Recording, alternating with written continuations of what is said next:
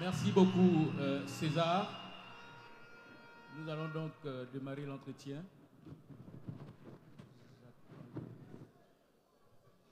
Bonjour, Excellence, Monsieur le Président. Bonjour. Merci. En arrivant aujourd'hui dans cette salle du Palais de la Culture de Trècheville, nous avons été surpris de voir des objets de votre vécu quotidien. Est-ce à dire que vous avez pensé recevoir tous ces jeunes chez vous à domicile pour cette rencontre d'échange? Oui,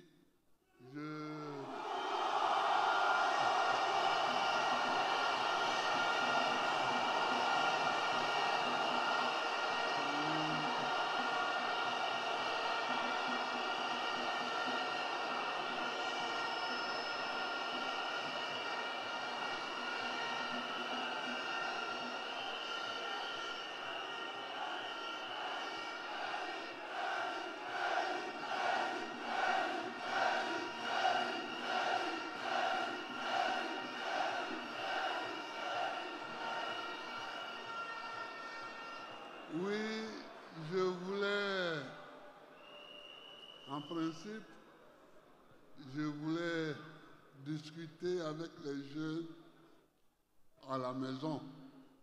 Je voulais que chaque jeune vienne à la maison pour qu'on parle.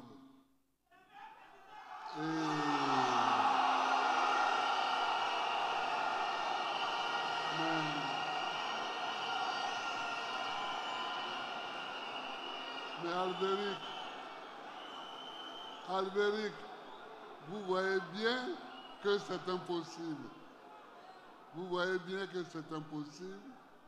Alors j'ai amené ici quelques éléments qui sont dans mon salon.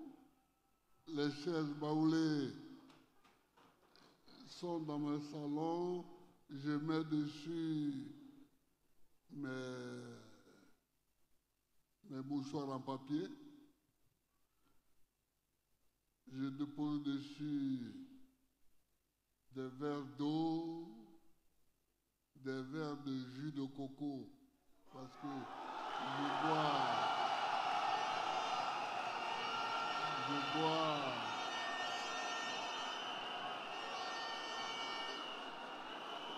je bois beaucoup de jus de coco. Et bon, et puis ces fauteuils-là, je les ai à la maison. C'est là-dedans que je m'assois. Quand je reçois des hôtes, quand je reçois des amis. Mais je ne peux pas recevoir tous ces jeunes et tous les jeunes de Côte d'Ivoire à la maison. Je n'ai pas une maison assez grande pour ça.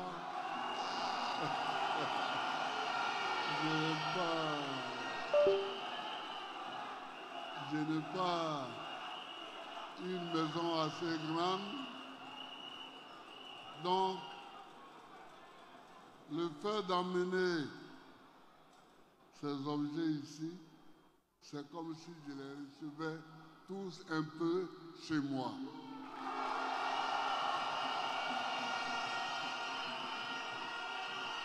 Merci les jeunes, merci d'être venus à la maison.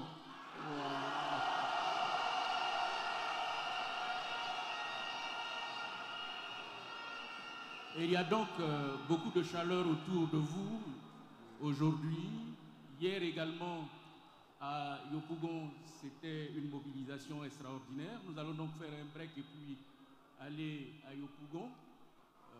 Vous y avez prononcé une allocution et au cours de cette allocution, vous avez parlé de la recherche de la vérité concernant ce qui concerne la crise post-électorale de 2010-2011. Monsieur le Président, pouvez-vous nous préciser votre pensée en ce qui concerne cette vérité que vous voulez que soit su? Oui, je vous remercie de me poser cette question.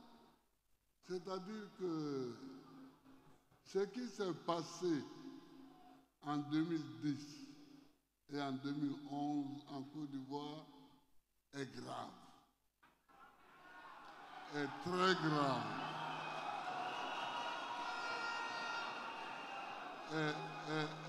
est très grave. Bon. Et je pense que ces faits graves méritent un autre sort que celui qu'on lui a donné jusqu'à présent. On arrête quelqu'un, on le jette à la CPI. Maintenant, on se rend compte à la CPI que ce n'est pas la bonne personne qui est venue. Donc, la bonne personne est quelque part.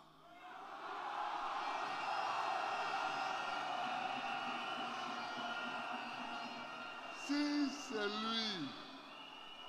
c'est lui qui est venu n'est pas le coupable, s'il n'est pas le responsable des atrocités, comme il y a eu des atrocités, il y a un responsable. Donc, je souhaite qu'on le recherche. Je souhaite que la Côte d'Ivoire cherche la vérité. Et les victimes que moi j'ai rencontrées, elles cherchent la vérité. Mais vous voyez, moi, tout est derrière moi. Je ne cherche pas la vérité comme un point focal de vengeance. Non. Je ne souhaite pas que nous, les non-coupables, nous nous vengions des responsables. Mais je souhaite qu'on les voie et qu'on les connaisse.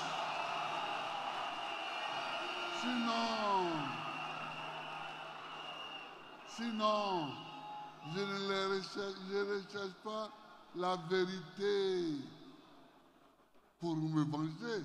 Non, ça c'est passé. Oui, je rencontre même des gens avec qui je n'étais pas dans le même camp en 2010, en 2011. Je cause avec eux, donc ça ne me gêne pas. Donc, il ne faut pas qu'ils craignent. Il ne faut pas qu'ils craignent la vengeance. Il n'y aura pas de vengeance. Il n'y aura pas de vengeance. Il n'y aura pas de vengeance. Mais il faut la vérité. Mais il faut la vérité pour qu'on sache, pour que la Côte d'Ivoire sache un jour qu'un tel avait posé un acte et cet acte n'était pas bon. Et pour que les autres Ivoiriens ne cherchent plus à poser de tels actes. Voilà, c'est tout.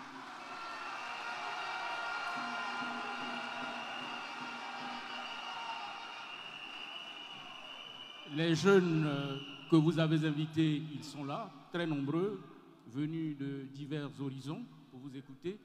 Peut-on savoir du moins les motivations de cette rencontre? Oh, cette rencontre est une discussion. Moi, j'ai eu leur âge. Il y a aussi ici mon fils, il y a ici ma fille, etc. Mais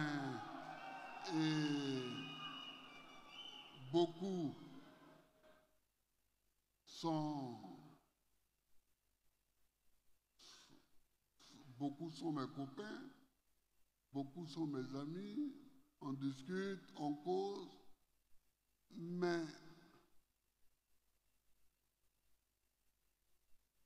il faut causer pour partager les problèmes. Il faut causer pour se dire les choses. Quand quelqu'un t'a dit ses problèmes, tu le comprends mieux. Tu le traites mieux. Tu le respectes plus. Ces jeunes-là, il faut qu'on les respecte. Il faut qu'on les respecte. Vous soyez près de 70% de la population ivoirienne est jeune. Au sens où ils ont moins de 35 ans. Mais que voulez-vous faire avec un pays où 70% des habitants ont moins de 35 ans et n'ont pas de travail? Vous voulez faire quoi? Ils ont moins de 35 ans et ils n'ont pas de travail. Nous, les parents d'aujourd'hui, on leur dit allez à l'école. Mais ils vont à l'école, ils viennent avec des diplômes et ils dorment au salon.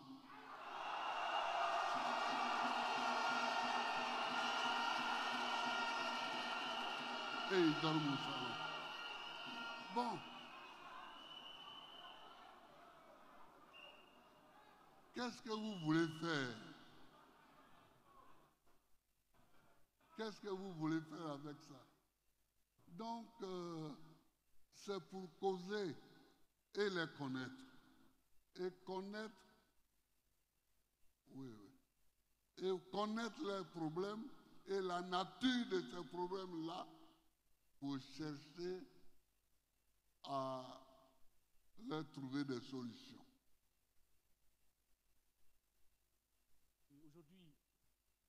Aujourd'hui, vous n'êtes plus aux affaires. Quels sont les moyens institutionnels dont vous disposez pour agir, c'est-à-dire pour aider les jeunes à résoudre toutes les préoccupations qu'ils vont vous soumettre aujourd'hui? Rien.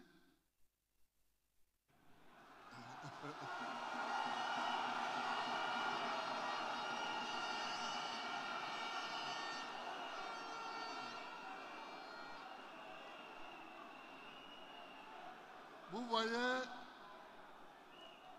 ça aussi,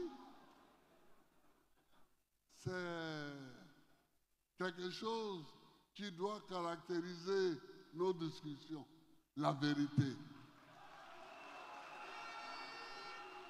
Quand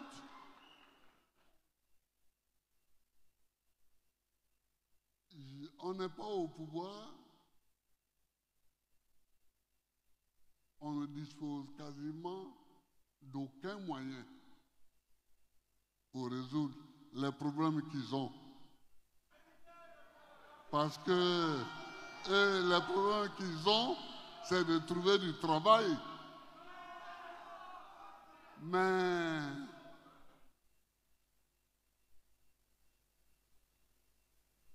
quand demain on sera au pouvoir,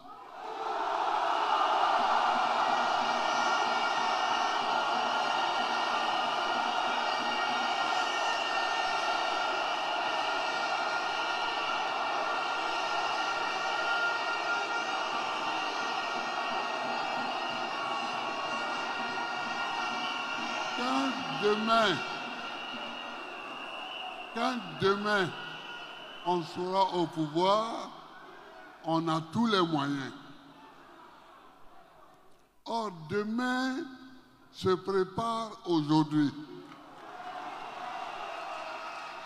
Demain se prépare aujourd'hui. Mais quand même, entre rien et tout, il n'y a pas un vide. Il n'y a pas un vide. On peut se débrouiller tant qu'on n'a pas le pouvoir d'État. On peut trouver des petites solutions. Et je pense que une de mes collaboratrices va vous expliquer un peu tout à l'heure ce qu'on a pensé sur ce point-là. Mais entre rien et tout, il n'y a pas de néant. Il y a quelque chose qu'on peut faire.